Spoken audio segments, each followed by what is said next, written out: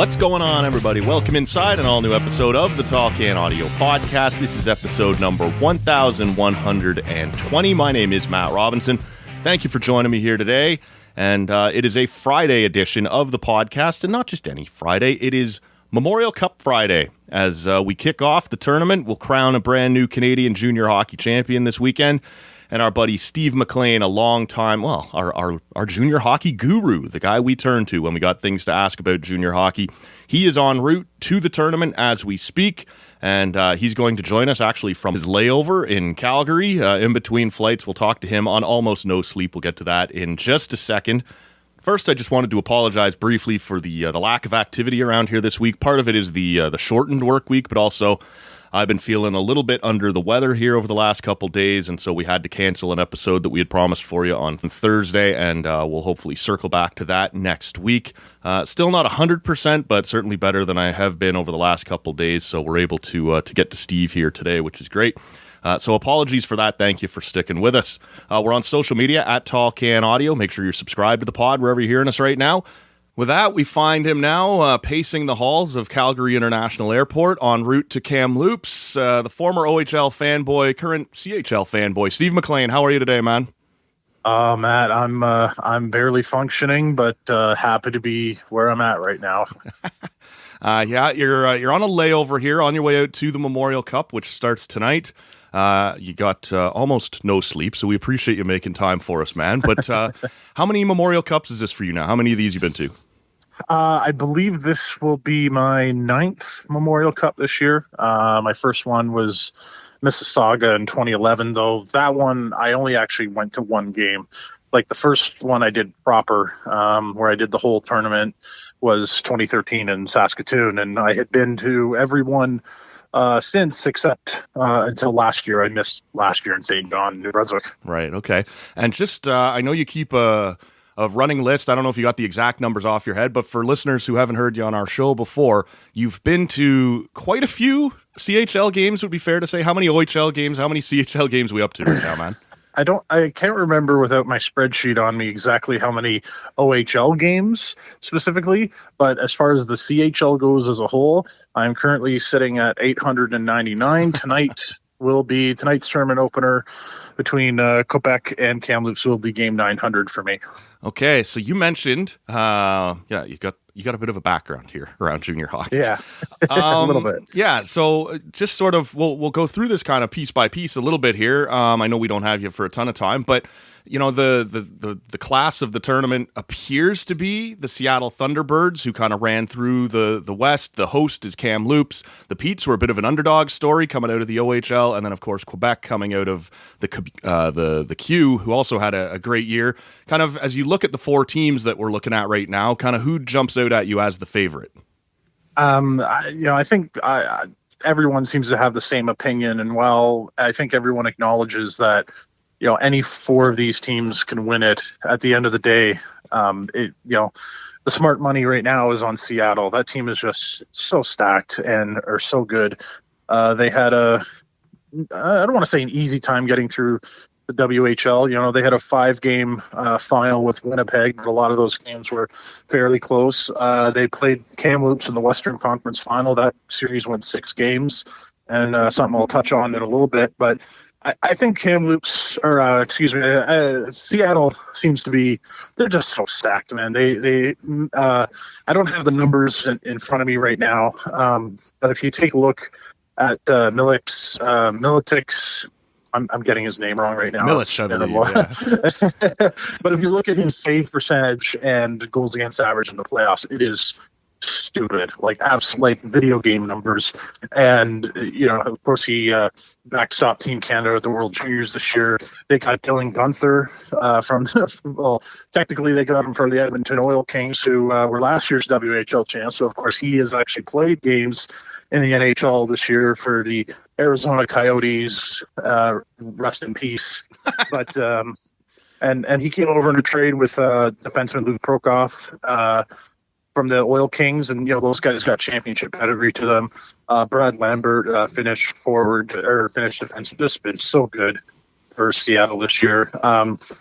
if I had the list in front of me, I could go into more depth. But they are the team I've seen every week. But I've been trying to listen in to some of their playoff games, and they're just so good. They overwhelm teams, and it just seems like any night where they might be having a slight off night, they can flip that switch and go, okay, time to win this. Seattle might be an easy team for a lot of fans who don't have a rooting interest in this tournament to get behind, because people will remember a few months back that it was their fan base who created their own Pride Night when the team hadn't, and that made news across North America as well. You mentioned that they had defeated Kamloops a little bit earlier on in the playoffs. So Kamloops is well rested as the host. They have some names that people will be familiar with as well. Owen Zellweger, a mainstay on the last couple World Junior teams, and Fraser Minton is somebody Leaf fans will be interested in. What do we think of Kamloops? And I think you can't talk about Kamloops without talking about Logan Stankoven. Right. Just such a fantastic player. As I mentioned, they took Seattle 6 games in the Western Conference Final, which is farther than anyone pushed Seattle in the playoffs this year. And man, what a series. It was just fantastic hockey to listen to, and I'm sure to watch. And I said to myself then, I said, oh man, if Seattle wins this WHL title, I cannot wait to see these two teams at it in person. Kamloops is a solid squad. I think this is, there's a lot of years where you get that Memorial Cup host as going through the back door. And yes, technically, Kamloops adds to that list. We haven't had a host win their league title since Kitchener in 2008. Wow. But this is a Kamloops team, I think, that is very worthy of being here. They're not going to be any slouch. This isn't a team that got knocked out in the first round and has been off for, 8 weeks or anything like that. They've had a little time off though. Yeah. They've had a couple weeks to heal up, and that might be an advantage to them. Of course, their crowd in their final game where they got eliminated in game 6 of the conference final, they were trailing Seattle by 2, and they scored with about 2 or 3 minutes to go to get within 1. And eventually Seattle got the empty netter to ice it. But in that time, from the time they scored to get within 1 to the time that Seattle got the empty netter, you couldn't even hear radio announcer John Keane of the Kamloops Blazers talk, because the crowd was so loud. And wow. I think that's going to play a factor. I can't wait to see it in person tonight. This is obviously a very proud franchise. They had a dynasty in the early 90s. They won 3 out of 4 Memorial Cups from 92 to 95. And of course, last time they hosted in 95, they won it. And can't wait to see. Darcy Tucker's group, wasn't it? Yeah, Darcy Tucker and Jerome McGinley and Shane Doan, and just a whole litany. Not a bad little junior team. They could have done worse. So. Yeah.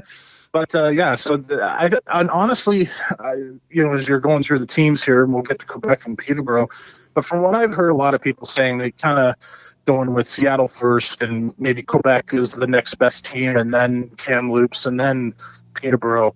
And this is to not knock Quebec or Peterborough at all, but I've been kind of predicting ever since that conference final that there's a good chance this is going to come down to Seattle and Kamloops, and I wouldn't be surprised at all. Okay. You mentioned Quebec there. They, as you said, had a hell of a year out in the queue. That's Patrick Waugh's team. We have a little less, and maybe you'll disagree with me, but in terms of name value for those of us who are casual fans, maybe not quite as many names kicking around there, but what can tell us about the Ramparts? A very skilled team. I'm missing some of the names off the top of my head and the lack of sleep right now, but they've had an incredible year. They did finish first overall in the queue, put up, I think it was like 110 points or 109, something in that regard. They had a winning streak just recently snapped of 23 straight to end the regular season and into the playoffs. They swept through the first 3 rounds, including sweeping a very, very good Gatineau team in the 3rd round.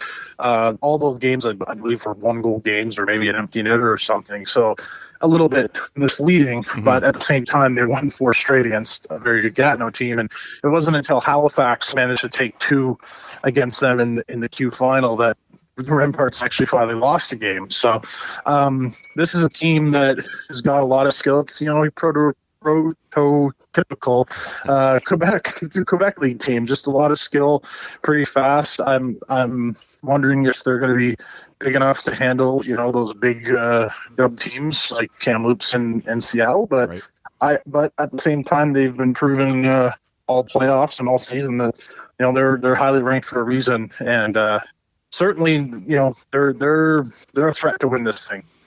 The Petes, I guess, would be next. I messaged you when they got through, and it looked like the Petes were going to be able to pull this off. And I said, I just can't get behind them, man. I'm an Oshawa Generals guy. I can't do it. And you said, well, I'm in the minority because everyone else around the OHL wanted to see somebody knock out the London Knights. And the Petes did that. Bit of a surprise run over Sudbury. Certainly surprised that they knocked out Ottawa in the second round, who had like a record-breaking season. And they've managed to go the rest of the way. The Petes are the most surprising team to be here, are they not? A little bit, yes. On paper, no. Coming into this season, this is, as people may have heard by now, this is the Pete's first OHL championship since 2006, and their 10th overall. This was a team that was winning titles regularly in the 70s and the 80s and into the 90s, but it's been a bit of a dry spell, and not just has it been 17 years since their last title, but most of that time in between, they've not been good. Right. And they've missed playoffs or just been mediocre. Yeah. Yeah. As a Gens fan, I'm sure you're loving that. Right. I mean, you guys won a Memorial Cup a few years back, but sure did. And for all these times, Anthony Cirelli come back and shove it up my ass in the NHL for a season or two. It happens. Yeah, you win some, you lose some, right? That's the thing about being a junior hockey fan and an NHL fan. Those guys that you cheered for in junior, if they don't get drafted by the Leafs in your case, it could it could bite you in the ass. But for sure. The Petes. So they had a really good team coming into this year. They've had that in the past 5-6 years, where it's like, I think the Petes are going to be good this year, and then they underachieve, kind of very Calgary Flames like. Okay, yeah. And that would look to be the same thing going on this year. They got Brennan Othman, the first round New York Rangers pick, trade early in the season, and on paper they were just a really solid club, but they were just never getting it together. They decided to go all in at the deadline, picked up Owen Beck from the Mississauga Skillheads, and picked up a pair of Hamilton Bulldogs players, Avery Hayes and Gavin White, who, of course, went to the Memorial Cup final with Hamilton last year and won an OHL title. And this team, even afterwards, after the trade deadline, they had a below 500 record from January 10th to the end of the season. At the end of the day, they finished just above 500. Very 2015 Blue Jays, right? We're kind of sputtering along, but we think we're good, and you go all in anyway and get on a run. Yeah. Well, and that run didn't really come to the playoffs. When the playoffs started, there was people, the Petes finished fourth in the East and went up against number 5 Sudbury, and some people were picking Sudbury to win that series just because they didn't think the Petes had it this year. And, the Petes swept them in 4, and people go, okay, well, that's a start, but now you got to play Ottawa. Yeah. And Ottawa has been a bit of a juggernaut the last few years. They had a bit of a down year last year, but, they were first overall in the league in 2019, then in 2020, and COVID ruined their playoff run there. And now here they were again, and a couple of guys left over, and you're thinking, okay, this team has unfinished business. But the Petes, kind of shockingly, just went about their business, and suddenly it was like, oh, they're up 3-1. Now, they had a little trouble putting Ottawa away. In Game 5, the Petes had a 4-1 lead in the third period. The 67s it's the most dangerous lead in hockey, I can tell you, man. As a Leaf fan, right? Like, you just like, oh, it was 4-1. Yeah. But, and they had that 4-1 lead early in the third, and then the 67s got one, and you just felt the momentum shift, and it was in Ottawa, and in regulation, the 67s came back and won the game 5-4. So 2 days later, they're in Peterborough, and the Petes once again go into the third with a 4-1 lead. But then they get that 5-1 goal early in the third, and you think, okay, they've learned their lesson. They're going to finish this out. Mm-hmm. Ottawa made it 5-2 with 7 minutes to go. And you think, well, no, there's no way. Yeah. And then they made it 5-3. And then they made it 5-4. And you're thinking, oh, Peterborough, you're blowing it here. But they hung on and won the series. But really, that series of North Bay, the Eastern Conference Final, was just fantastic. And again, another series that, they knocked off the best team in the league. And still people thought, North Bay is better, though. So North Bay will do it. And right. North Bay almost did do it. The Petes were down in Game 6. They were down 3-2 in the series, and down in the third period of Game 6 on home ice. They managed to win it in overtime. Tucker Robinson, the Seattle draft pick, got the overtime goal, and then they went up to North Bay for Game 7 and won it on the road in a 1-goal game. So and then they just systematically managed to, with a depleted defense, and yet it ended up being probably their strongest suit in the finals against the London Knights. They've had some injuries and suspensions, and yet the Peach just keep persisting. And even though, they keep proving people wrong, a lot of people are still picking them as kind of the weaker sister, even though not to a great extent at this Memorial Cup. I think just people, if they have to rank 1 to 4, a lot of people are putting Peterborough at number 4, but I don't know. It's hard to bet against them when they just keep proving everybody wrong. But at the same time, it's like, but that Seattle team, man.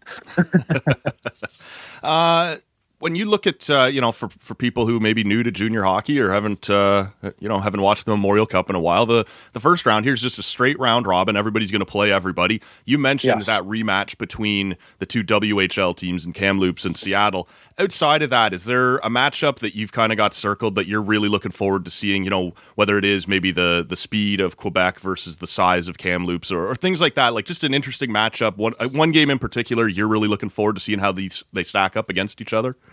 Outside of the Kamloops Seattle game, I mean, I'm excited to see all of these matchups, to be honest with you. I'm wondering how the Petes do tomorrow.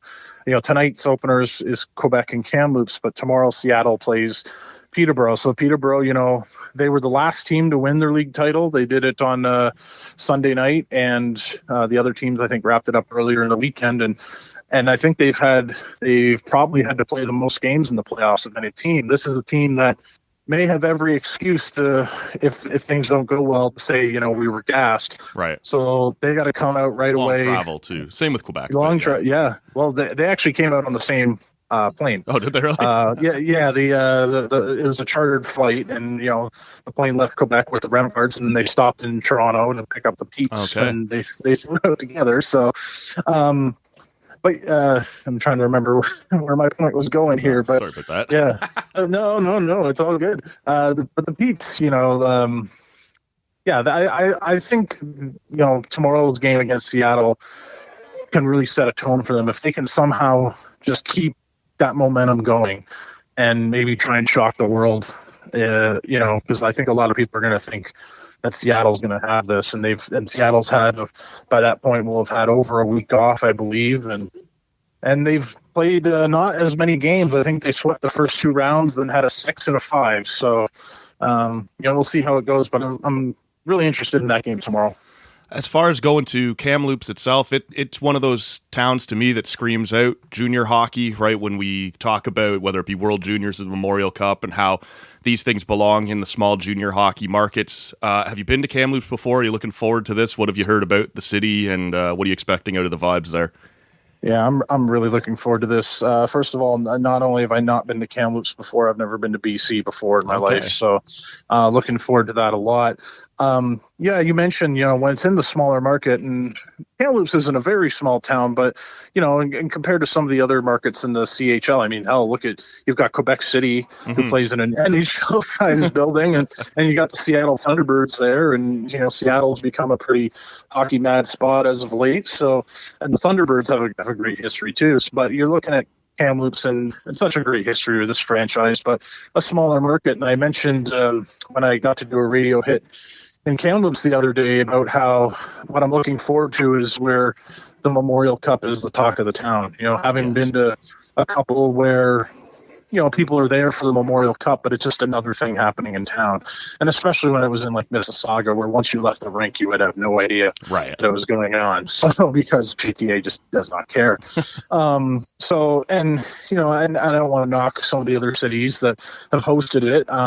But yeah, I'm looking forward. Hopefully, I've heard a lot of good things. I heard they had a big turnout at their Molson Canadian Hockey House last night for the opening concert. It looked like a pretty good party there last night, and the locals, I've been getting a lot of Kamloops followers on Twitter the past few days, and they've been bigging up the town and telling me all these great things to go and see and do. A lot of, it sounds like if you like the outdoors, it's a really good place to be, and the weather is supposed to be just phenomenal. They have, at least from now right through to next Wednesday, it looks like absolutely sunny and 26, 27 degrees the whole time. So I packed my shorts. Yeah, exactly.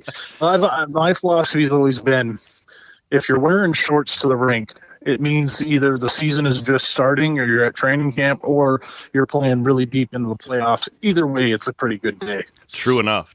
Yeah. You mentioned your Twitter account there. What? Let people have it. We'll share it on ours as well. But yeah, it's just Steve McLean 888 on Twitter. Hit me up there, and always appreciate the follows. Yeah. Oh yeah, absolutely. I'm on the. I get people tell me I'm on my phone way too much anyway, so but I might as well put some good use to it, right? That's right. Steve McLean, we know you got a flight to catch. Appreciate you making a little time, and hope you managed to squeeze in a nap before tonight's game. And maybe we'll touch base later in the tournament, man. Thank you. Yeah, would love to talk again. And as always, it's a pleasure, Matt. All right, there you go. Steve McLean, formerly of the OHL Fanboys podcast, but still just about as big of a CHL enthusiast as you're going to meet. Appreciate him making the time. Last I talked to him was on Thursday night at about 11:30. He was still at work, and then he had a 6:30 a.m. flight from Toronto to Calgary. So he's running on almost no sleep. We appreciate him making just a little bit of time for us to talk about the tournament, and we'll see what we can do to maybe touch base after the round robin portion is completed and see where we're at. That'll pretty much do it for this edition of the show, though. Like I said, we're on social media at Tall Can Audio. Make sure you're subscribed on your podcast app so you can keep up to date with us here. We'll be back to a bit more normal schedule here next week, which would be great. Like I said, I appreciate you guys sticking with us here this week when things slowed down just a little bit. That'll do it for today. Thank you so much for listening. My name is Matt Robinson. We'll see y'all next time. That's it. I cannot work under these conditions. If anybody wants me, I'll be downstairs at McDougal's. Call the weekend guy. I don't care.